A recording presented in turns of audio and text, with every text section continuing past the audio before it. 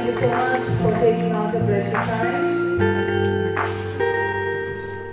তপশিল জাতি আদিবাসী প্রাক্তন সৈনিক কৃষি বিকাশ শিল্প কেন্দ্রের উদ্যোগে নয়াদিল্লির কনস্টিটিউশন ক্লাবে অনুষ্ঠিত হল প্রাকৃতিক ও জৈব কৃষি বিষয়ক জাতীয় সেমিনার।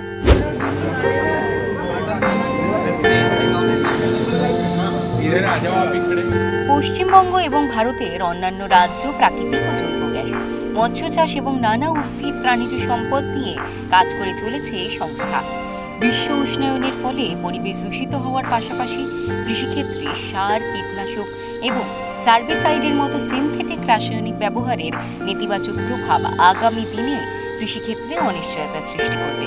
তাই প্রাকৃতিক সম্পদকে কৃষিক্ষেত্রে কিভাবে ব্যবহার করে ফসলের উৎপাদন বাড়ানো যায় তা নিয়েই এই সংস্থা গত 3 দশক ধরে কাজ করে চলেছে। গোবর, গোমূত্র এবং জৈব মালচের মতো সম্পদ ব্যবহার করে জীববৈচিত্র্যকে স্থিতিশীল করা এবং এই প্রক্রিয়ার মাধ্যমে ফসল উৎপাদন করার প্রচার ও প্রসারের উদ্যোগ নিয়েছে তপশিল জাতি আদিবাসী প্রাক্তন সৈনিক কৃষি বিকাশ শিল্প কেন্দ্র।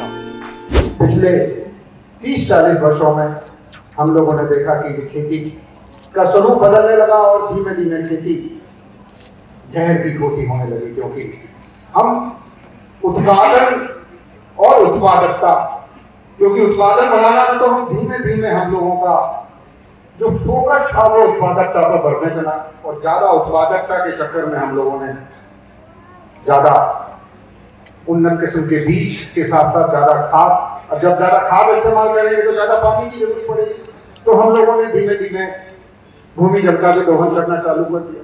और जब जब ज्यादा पानी लगाएंगे, ज्यादा खाद का इस्तेमाल करेंगे, तो ज्यादा कीटनाशक का भी इस्तेमाल हम लोग कर रहे हैं, और धीमे धीमे खेती हम लोगों की खेती।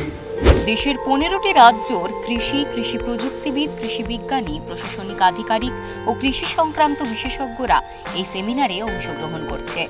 एक इसका प्रयास का है जहां हम सड़क के बच्चे, कामकाजी बच्चे, बिना व्यापार के बच्चे, ऐसी महिलाएं या ऐसे लोग जिनको स्वास्थ्य की सुविधाएं नहीं मिलती हैं, जिनको शिक्षा नहीं है, ऐसे लोगों के लिए एक हिस्सा प्रयास का काम करता है। प्रयास का दूसरा हिस्सा बहुत महत्वपूर्ण है, जहाँ पे हम लोग वोकेशनल ट्रेनिंग 5 जन शिक्षण संस्थाएं जो भारत सरकार की कौशल विकास मंत्रालय से जुड़ी हुई हैं, वो करीब 10,000 लोगों को ट्रेन करती हैं रोज।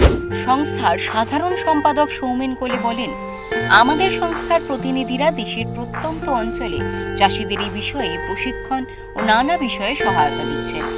প্রাকৃতিক ও জৈব চাষ স্বাস্থ্যকর, মানুষের নানা রোগ থেকে মুক্তি দিচ্ছে, বিদেশেও বাড়ছে চাহিদা। বহু কৃষক বন্ধু এই ফসল রপ্তানি করে দেশের অর্থনীতিকে চাঙ্গা করছে।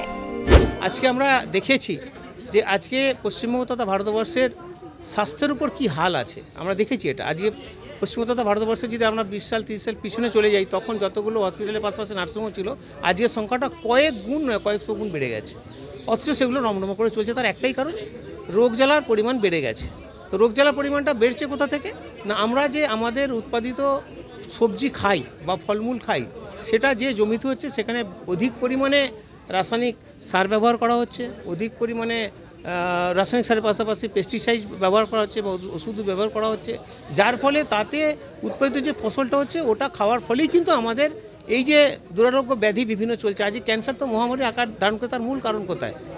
একটাই ভাবতে হবে যে যতক্ষণ না আমরা ন্যাচারাল ফার্মিং বা প্রাকৃতিক খেতির দিকে জোর দিচ্ছি, ততক্ষণ কিন্তু এটা চলতেই থাকবে। এর থেকে মুক্তি পাওয়ার জন্যই কিন্তু এইটা আমাদের অর্গানাইজেশন পশ্চিমবঙ্গের পাশাপাশি নর্থ ইস্টও কাজ করে, পুরো ভারতবর্ষের কাজ শুরু করা হয়েছে। ধাপে ধাপে এটা এগোবে অন্যান্য স্টেটও। দেশের বিভিন্ন রাজ্য ও বাংলা থেকে প্রায় 300 সদস্য এই সেমিনারে যোগদান করেন। নিউ দিল্লি থেকে সঞ্জয় মাঝির রিপোর্ট, ওঙ্কার বাংলা।